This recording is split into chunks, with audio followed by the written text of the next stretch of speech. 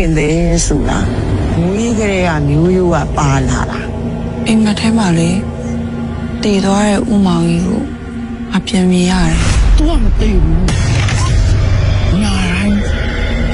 လာတာပြီးတော့အဆလာတော့အချို့ကြတော့လေအသက်အရွယ်တစ်ခုရောက်မှချက်ကဆိုင်ရာပိုင်ရာပုဂ္ဂိုလ်တွေ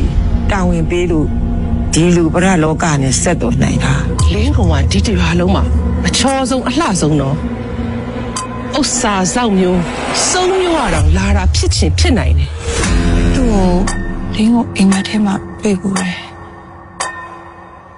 ဒင်းကောင်ကဝိညာဉ်နဲ့တဲတွေမွေးပြီးတော့ခိုင်းစားနေရတယ်နော် ဘယ်လိုဆက်သွားကြတော့ဒီလိုပဲလို့တဲ့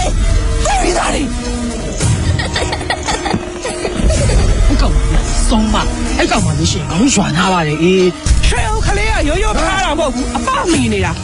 တယောက်ယောက်ကပညာနဲ့ကိုလောက်ထားတာ 你我的，你大高的，又要把人。လင်းအောင်လင်းကိုကြောက်လို့ဆိုပြီးတော့တရားလုံးကဘယ်သူမှပေါင်းသိမလို့ဘူးငါနဲ့ဒီလောက်နဲ့ရှိဟာ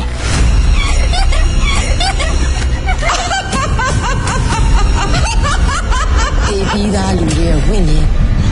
နာနာဘာဝလောကမြင်နေဆိုတာအဲ့ဒါပရလောကနဲ့ဆက်ဆက်နေတာ